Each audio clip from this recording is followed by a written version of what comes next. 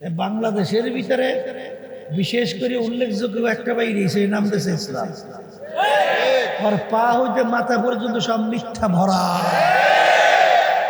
পরিষ্কার ভালো করে জেনে রাখেন, এরা আল্লাহর হাবিবের উম্মতের দলভুক্ত না। আল্লাহ রাব্বুল আলামিন এদের কাছে যাইতে নিষেধ করছেন।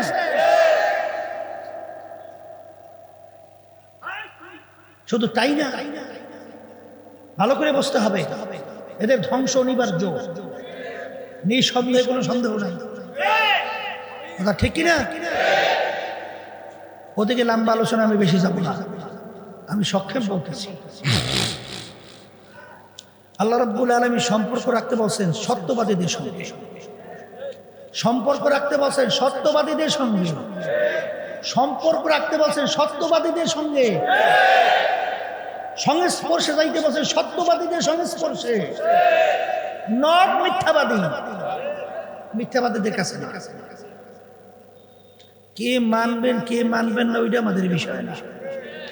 যার থেকে মিথ্যা প্রভাব প্রকাশিত হয় ওর থেকে হাদিস রাওয়াত গ্রহণ বর্ণনা করা জায়েজ নাই, গ্রহণ করা জায়েজ নাই।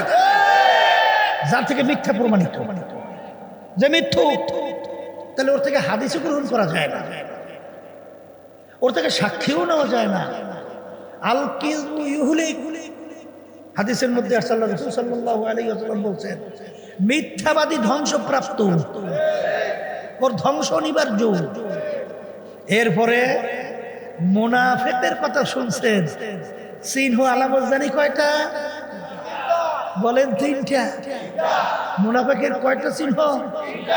এর ভিতরে একটা হলো ইযা হাদাসা কাযাব। মুনাফিক যখন কথা বলে মিথ্যা বলে। আর বর্তমানে তো আরে আলেম ওলামা পরিচয় দিয়া বেপরদা মহিলাদেরকে সামনের কাতারে বসাইয়া মিটিং করে এইবার দস্তুর মতো মিছিল করে, মানে মনে হয় দেখাতে চায়, বুঝাতে চায় যে তুমি ফরজ করছো পর্দা হুকুম, আমি মানি না, দেখাইয়ে দিলাম। কি কথা বুঝেন বাংলা?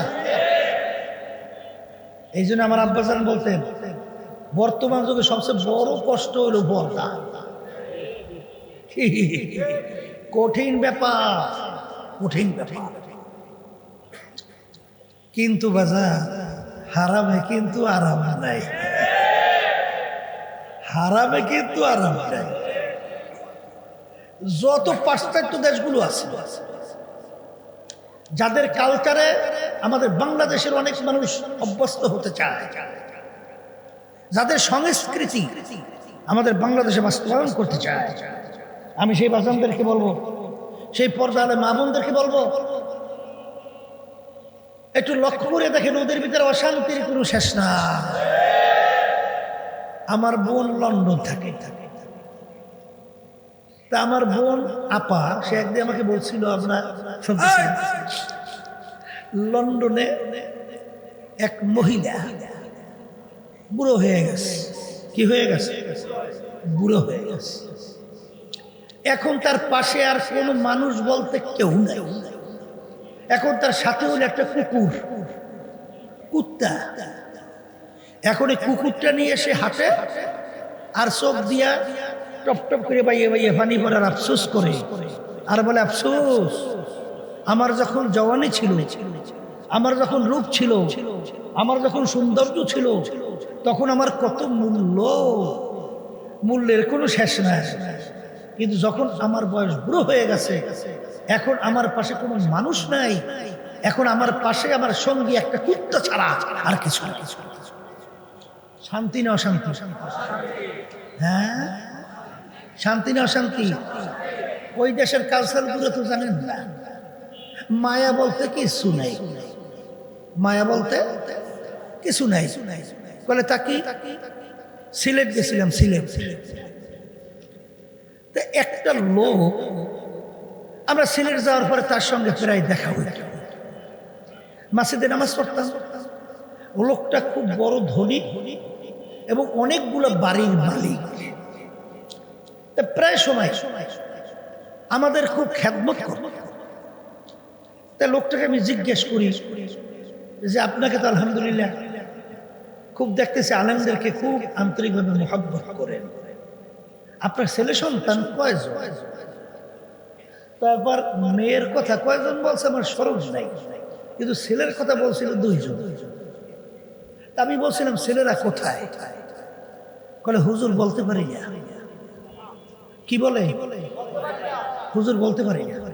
আমি শুনি না, আশ্চর্য, কি বলে? আপনার ছেলেরা কোথায়, কি করে বলতে পারেন না? বলে হুজুর আমি থাকি তো আমেরিকায়, আমার ফ্যামিলি সহ। তো ওই দেশের নিয়ম হলো ছেলে মেয়ে যখন বড় হয় তখন যার যা ইচ্ছা, যেদিকে ইচ্ছা সেদিকে চলে যায়, তাকে বাধা দেওয়ার কোনো আইন নেই। যদি কোনো বাপ মা ছেলে মেয়েদেরকে বাধা দেয় তার কাজের ব্যাপারে, আর সে যদি অভিযোগ দেয়, সঙ্গে সঙ্গে সরকার বাপ মায়ের হাতের ভিতরে হ্যান্ডকাপ লাগাইয়া টানতে টানতে জেলের ভিতরে ঢুকাইয়ে রাখে। তো ছেলেরা কোথায় গেছে বলতে পারি না। এটা কি কোনো মানুষের জীবন? আসতে বলে ওখানে কি বানাইছে? বৃদ্ধাশ্রম। কি বানাইছে? আমরা বাঙালি বলে খড়। খড় খড় বুঝেন? ওই যে গরু ছাগল ফসল খাইলে সরকারিভাবে নিয়ে বাইন্দে থই, ওইটার কি বলে? খড়। কথা বলছেন? আমাদের দেশে খড়ের ভিতরে বাঁধে গরু ছাগল, আর ওই পাশ্চাত্য দেশগুলো ওখানে খড় বানাইছে। যখন বাপ মা বুড়ো হয় তারা এখন ওদের জন্য বোঝা, এই জন্য ওদের খড়ের ভিতরে ফেলাই। বাজানদেরকে জিজ্ঞেস করি, বাজান যখন বুড়া হয় তখন যদি ছেলে সন্তান কাছে থাকে তখন যার মনের তৃপ্তি, আর যদি ওই সময় ছেলে সন্তান কাছে না থাকে তখন তার দিলের ভিতরে অশান্তি। কথা বলে না? কথা ঠিক নেবে? ঠিক। আরে আপনি বাপ, আপনি বুঝেন না? হ্যাঁ, তাহলে এটা কোনো মানুষের জিন্দিগি? এটা কোনো মানুষের জিন্দিগি না, এটা হলো হুবাহু পশুর জিন্দিগি। কারণ আপনার বাড়ি গরু আছে না? গরুর বাচ্চা হয় না? এই গরুর বাচ্চারা যখন বড় হয়, মা কোন জায়গায়, বাচ্চা কোন জায়গায়, কোনো পরিচয় থাকে? আর ইসলাম কি শিখাইছে? হায় হায় হায় হায়, এই যারা বাপ মার খেদমত কইয়া তাদেরকে খুশি করতে পারবা, তাদের জন্য আমি বেহেশত ঘোষণা করলাম। সুবহানাল্লাহ। বাপ মাকে পাইছো অথবা 2 জনের একজনকে পাইছো, তাদের খেদমত কইয়া তাদেরকে খুশি করতে পারো, তাইলে তোমাদের জন্য আমি জান্নাত ঘোষণা করলাম। কথা ঠিক? আচ্ছা বাজানদেরকে জিজ্ঞেস করি, বাপ মা 2 জনের একজন পাইছেন বা 2 জনকে পাইছেন, তাদের খেদমত করলে আল্লাহ কি হয়? খুশি হয়। আর ওরা শিখাইছে বাপ মাকে নিয়ে বৃদ্ধাশ্রম, ওটার কি কয়? খড়ের ভিতরে ফেলাই রাখে। এই ইসলাম কি শিখাইছে? বাপ মায়ের সঙ্গে এরকম কোন আচরণ করা যাবে না যেই ব্যবহারের মাধ্যমে বাপ মা কষ্ট পাইয়া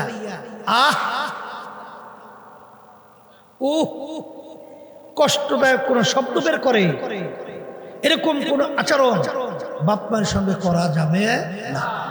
সাহাবায়ে কেরাম প্রশ্ন করলেন, হে আল্লাহর রাসূল সাল্লাল্লাহু আলাইহি ওয়াসাল্লাম, বাপ মা যদি আমাদের সাথে অন্যায় করে, অবিচার করে, জুলুম করে, নির্যাতন করে, তখন তাদের সাথে ব্যবহারটা কেমন হবে?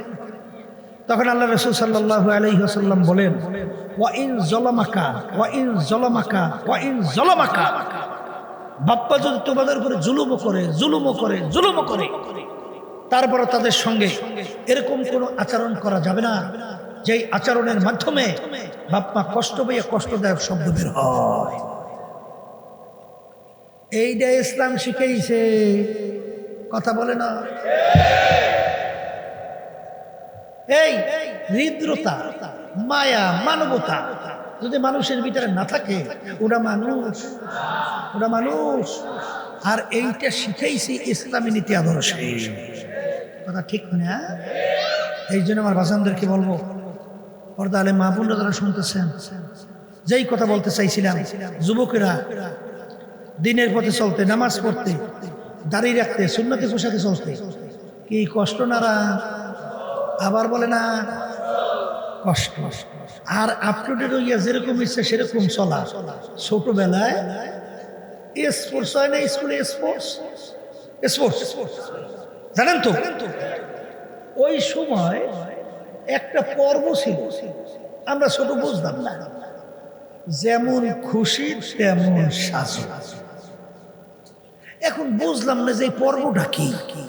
এখন কেউ দেখি ভাল্লুক হয়ে হয়েছে, ভাল্লুক সাজছে, কেউ ঘোড়া হইয়ে আসছে, কেউ পাগল হইয়া আসছে, কেউ অমুক টমুক হইয়া আসছে। ব্যাপারটা কি? যেমন খুশি তেমন সাজু। এই শিক্ষাটা হয়েছে নাস্তিকদের শিক্ষা। এই মানুষ যেরকম ইচ্ছা সেরকম চলতে পারবে? হ্যাঁ, যেরকম ইচ্ছা সেরকম চলবে হইলে পশু, নাস্তিকের দল। তোমার আমার ইচ্ছা করে যেরকম ইচ্ছা সেরকম চলা যাবে না। কথা ঠিক কিনা? এই জন্য আমার বাজানদেরকে বলবে, দুনিয়ার ভিতরে যেরকম পুরস্কৃত হওয়ার জন্য কষ্ট করা লাগবে, আর বেহেশতে স্থায়ী শান্তি সেখানে যাইতে হইলেও কষ্ট করতে হবে। এখন কথা হলো, কষ্ট করতে রাজি আছেন কে কে? একটু হাত উঠান না, আল্লাহ একটু দেখুক না। হাত উঠান, উঠান। পর্দালে মা বোনরা উঠান। আলহামদুলিল্লাহ বলে হাত নামা। এখন নিয়ত তো করছেন না? কি করছেন? এখন নিয়ত করলি এই কষ্টে ওই লক্ষ্যে পৌঁছা, এটা আপনার আমার জন্য কঠিন। এই জন্য আল্লাহ নবীরা দোয়া করতেন, তাআত তৌফিক তাআত হামজাতু, তাআত তৌফিক তাআত হামজাতু, ইয়া মানাত ওয়া ইজাবাত হামজাতু। হে আমার দয়ার মালিক, নিয়ত করে বসছি। এখন আপনার পর্যন্ত পৌঁছতে, স্টেশনে বেহেশতে যাওয়ার জন্য মালিক দয়াময় করে আপনি আমাকে তৌফিক, শক্তি দান করে। কথা ঠিক? এখন আমার ভাইদেরকে বলবো, নিয়ত তো করছি, মন তো সবাইরই চায়, চায় না?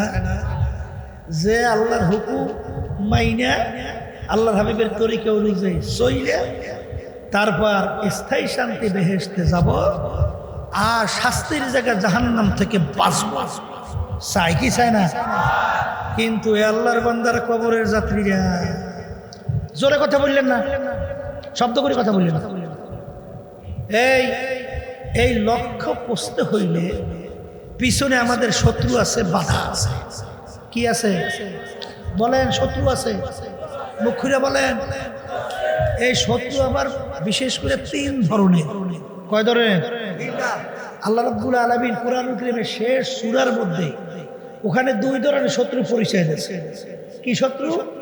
আল্লাযী ইউওয়াসউইসু ফি সুদুরিন নাস মিনাল জিন্নাতি ওয়ান নাস। এখানে দুই ধরনের শত্রু বলেন। এক ধরনের শত্রু বলেন জিন শয়তান, মুখ খুলে বলেন। আর এক ধরনের শত্রু বলেন মানুষ শয়তান।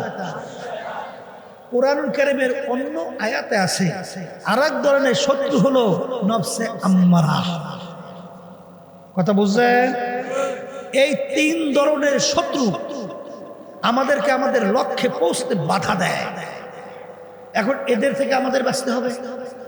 এদের থেকে মুখ খুলে কথা বলে না, বাঁচতে হবে। কারণ আল্লাহ বলছেন, ইন্নাশ শাইতানা লাকুম আদুউন ফাত্তাখিযুহু আদুওয়া।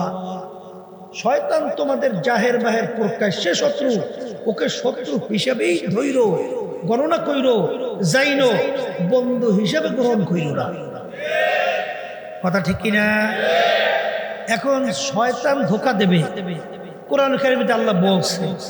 এখন শয়তানের ধোঁকাতে বাঁচবেন কেন? বাঁচা লাগবে না? আল্লাহ রাসূল সাল্লাল্লাহু আলাইহি ওয়াসাল্লাম বলেন, যেই আল্লাহর বান্দা বান্দিরা আল্লাহর জিকিরের নিয়ম অনুযায়ী বেশি বেশি করে, ওই আল্লাহর বান্দা বান্দি তার কলবের থেকে শয়তান ভাইগা যায়।